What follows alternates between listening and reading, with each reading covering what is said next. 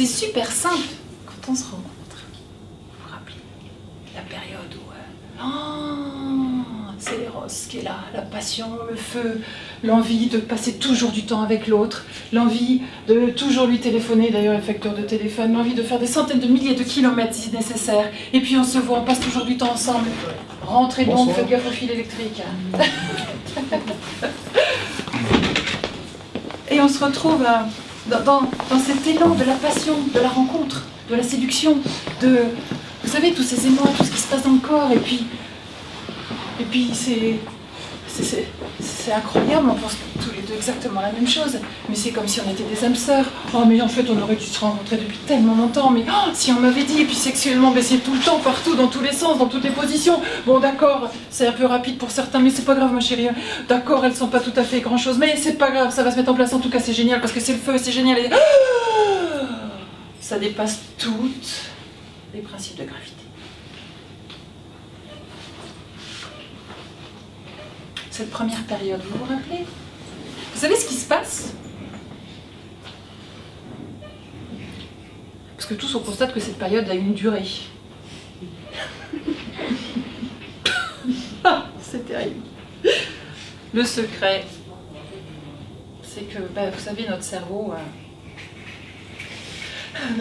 il est génial. Parce que quand on est sous l'effusion de l'éros comme ça, qu'est-ce qui se passe dans le cerveau?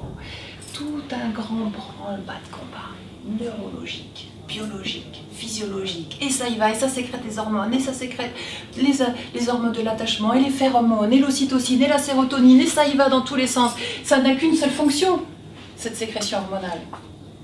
C'est de faire en sorte d'avoir envie de passer du temps avec l'autre, d'avoir envie de se rapprocher physiquement, d'avoir envie de sexualité pour une seule chose, biologiquement, faire des enfants, se reproduire.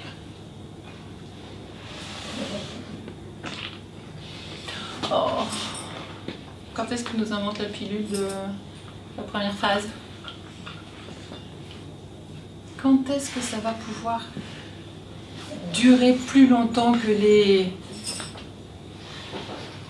6-8 mois de sécrétion? Quand on vit une relation un petit peu avec de la distance, ça peut être un peu plus long. Mais quand, tranquillement, vous vous apercevez qu'à un moment donné, vous n'avez pas forcément plus trop envie d'amener l'autre à la gare, à courir sur le quai de la gare, attendre de dire au revoir, vous pouvez deviner que votre courbe de sécrétion est en train de diminuer. On n'est plus dans ce que Jacques Salomé appelle cette période de fusion, cette période du... ce qu'il appelle... alors je vais commencer à prendre le linge parce que j'ai pas que ça à faire de vous raconter des bêtises. Cette période du 1 plus 1 égale 1. Vous savez, ce moment où... Ça va, vous voyez bien. Ce moment où je suis un, l'autre est un, et on ne fait qu'un. Je commence une phrase et la termine. On en vit en même temps. Justement, j'étais en train de composer ton numéro. Les synchronicités. C'est incroyable. Vive les sécrétions hormonales. Ça fonctionne. Mais voilà. On se rend compte petit à petit que... Comment dire?